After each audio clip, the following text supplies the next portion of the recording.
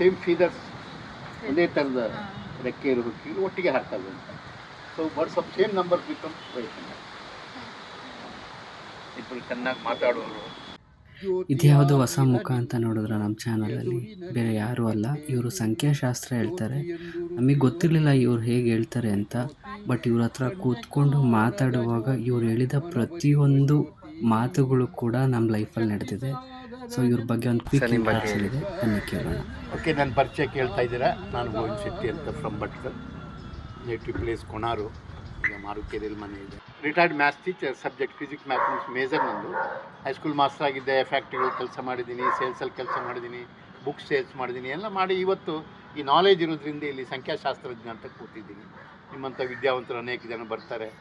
ಈಶ್ವರನ ಮಕ್ಕಳ ಹತ್ರ ಮಾತಾಡೋ ಒಂದು ಯೋಗ ಅಂತ. ಸಾಹಿತ್ಯದ ಬಗ್ಗೆ ನನಗೆ ಭಾಳ ಒಲವು, ಬರಿತಾ ಬಂದೆ. 2012ರಲ್ಲಿ ನನಗೆ ರಾಜ್ಯೋತ್ಸವ ಸನ್ಮಾನ ಆಗಿದೆ.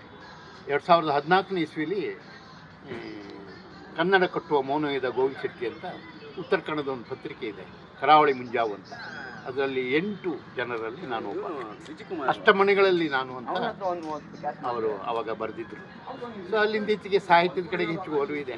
ಮನೇಲಿ ಸಣ್ಣ ತಂದೆ ಕೊಟ್ಟದ್ದು ಲ್ಯಾಂಡ್ ಇದೆ, ಅದನ್ನು ಊರಿಗೆ ಬಿಟ್ಟು ಈ ಕಡೆ ಇದ್ದೀನಿ. ನನ್ನ ಮಕ್ಕಳು ಒಬ್ಬನು ಸಿನಿಮಾ ಡೈರೆಕ್ಟ್ರು ಹರೀಶ್ ಅಣ್ಣ ಅಂತ, ಇನ್ನೊಬ್ಬನು ಸೇಲ್ಸ್ಮ್ಯಾನ್ ಇದ್ದಾನೆ, ಅವನು ಯೂಟ್ಯೂಬರ್, ಅವನು ಸಾಹಿತ್ಯ ಎಲ್ಲ ಬರೀತಾನೆ, ಅಶ್ವಿನ್ ಅಂತ. ಹೆಂಡತಿ retired maths teacher, primary school teacher. She is caretaker of an NGO. I am free with all. I am moving here. Thank you. ನಿಮ್ಮ ಬುಕ್ಸ್ ಬಗ್ಗೆ ಬರ್ತಿರೋ ಬುಕ್ಸ್ 2 ಬುಕ್ ಬರೆದಿದ್ದೀನಿ. ಅದು 25 ಮತ್ತು 37ನೇ ವರ್ಷದಲ್ಲಿ ಒಂದೊಂದು ಬುಕ್ ಬರೆದಿರೋದು. ಒಂದು ತರಗೆಲೆ ಅಂತ, ಇನ್ನೊಂದು ಸಂಬಂಧಗಳು ಅಂತ. ಈಗ ಬೇಕಾದಷ್ಟು ಬರಿತಾ ಇರ್ತೀನಿ, ಜನ ತಗೊಂಡು ಹೋಗ್ತಿರ್ತಾರೆ. ಬಟ್ ನನಗೊಂದು ಬುಕ್ ಮಾಡಬೇಕು ಅನ್ನೋ ಆಸೆ ಇದೆ. ಅದಕ್ಕೆ 100 ಜನರ ಆಶೀರ್ವಾದಕ್ಕಾಗಿ ಈ ಒಂದು ಸೇವೆ, ಸೋಷಿಯಲ್ ಸರ್ವಿಸ್ ಮಾಡ್ತಾಯಿದ್ದೀನಿ. ಇವ್ರ ಹತ್ರ ನಾವೇನಿಲ್ಲ ಅಂದರೆ ಒಂದು 20 ಮಿನಿಟ್ಸ್ ಟೈಮ್ ಸ್ಪೆಂಡ್ ಮಾಡಿರ್ಬೋದು. ಬಟ್ ಇವರಲ್ಲಿ ಇದ್ದಂತಹ ಜೀವನ ಉತ್ಸಾಹ ಇದೆಯಲ್ಲ, ನಿಜವಾಗ್ಲೂ ಎಲ್ರಿಗೂ ಮಾದರಿ ಆಗಬೇಕದು. ಈ ವಯಸ್ಸಲ್ಲೂ ಕೂಡ ಯಾರ ಮೇಲೂ ಡಿಪೆಂಡ್ ಆಗ್ದಲೇ ತನ್ನ ಕಾಲ ಮೇಲೆ ತಾನು ಈಗಲೂ ನಿಂತ್ಕೊಂಡು ದುಡಿತಾ ಇದ್ದಾರೆ. ಇಂಥವ್ರು ನಮಗೆ ಸ್ಫೂರ್ತಿ ಆಗಬೇಕು.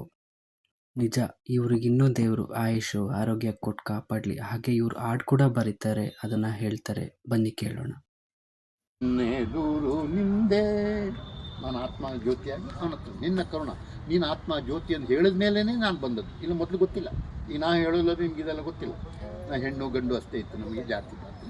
ಈಗ ಆತ್ಮ ಜ್ಯೋತಿಯಾಗಿಹ ನಿನ್ನ ಎದುರಿನಲ್ಲಿ ಕಂಡೇ, ಜ್ಯೋತಿ ಎಂದುರು ಶಿವನೇ ಸೂಕ್ಷ್ಮ ಜ್ಯೋತಿ, ಕಣ್ಗೆ ಕಾಣದ ಜ್ಯೋತಿ ಮನವರಿಯುವ ಜ್ಯೋತಿ, ಶಕ್ತಿ ಸಾಗರನೆಂದೆ ಶಾಂತಿ ಸಾಗರನೇ, ಆನಂದದ ವರ್ಣ ನಿನ್ನ ಮುಂದೆ, ಎನಿತು ಸಂತಸವಿಲ್ಲಿ ಮೌನ ಜಗವು, ಚಲನೆ ಇಲ್ಲದ ಬೆಳಕಿನ ಜಗವು, ಹಲವು ಕಾಲದಿ ನಿನ್ನ ಹುಡುಕುವ ಕಣ್ಣಿಗೆ, ಕಂಟೆದಿಸಿ ಜಾನವ ನಿತ್ಯ ದಯದಿ, ಬ್ರಹ್ಮಾಂಡದಲ್ಲಿ ಅಂತ ಚೋದ್ಯವಿದೆ ಪ್ರಭುವೇ. ನೀವೇನಾದರೂ ಬೊಮ್ಮನಹಳ್ಳಿ, ಬೇಗೂರು, ಹೊಂಗಸಂದ್ರ ಈ ಕಡೆ ಇರೋರಾಗಿದ್ದರೆ ದಯವಿಟ್ಟು ನೀವು ಪಂಚಲಿಂಗ ನಾಗೇಶ್ವರ ಟೆಂಪಲ್ಗೆ ಹೋದಾಗ ಇವ್ರನ್ನ ಮೀಟ್ ಮಾಡಿ, ಇವ್ರ ಜೊತೆ ಒಂದು 5-10 ಮಿನಿಟ್ಸ್ ಸ್ಪೆಂಡ್ ಮಾಡಿ. ಇವರಲ್ಲಿರುವಂತಹ ತಿಳುವಳಿಕೆ, ಜೀವನ ಉತ್ಸಾಹ ನಮಗೆ ನಿಜ ಮಾದರಿ ಆಗುತ್ತೆ. ಇದೇ ಥರ ವೀಡಿಯೋಸ್ ನಮ್ಮ ಚಾನಲಲ್ಲಿ, ನಮ್ಮ ಪೇಜಲ್ಲಿ ತರೋ ಪ್ರಯತ್ನ ಮಾಡ್ತೀವಿ. ನಿಮಗಿಷ್ಟ ಆಗಿದ್ದರೆ ಪ್ಲೀಸ್ ಒಂದು ಲೈಕ್ ಮಾಡಿ, ನಮ್ಮನ್ನ ಫಾಲೋ ಮಾಡಿ, ಹಾಗೆ ಸಬ್ಸ್ಕ್ರೈಬ್ ಕೂಡ ಮಾಡಿ. ಎಲ್ರಿಗೂ ಒಳ್ಳೆಯದಾಗಲಿ.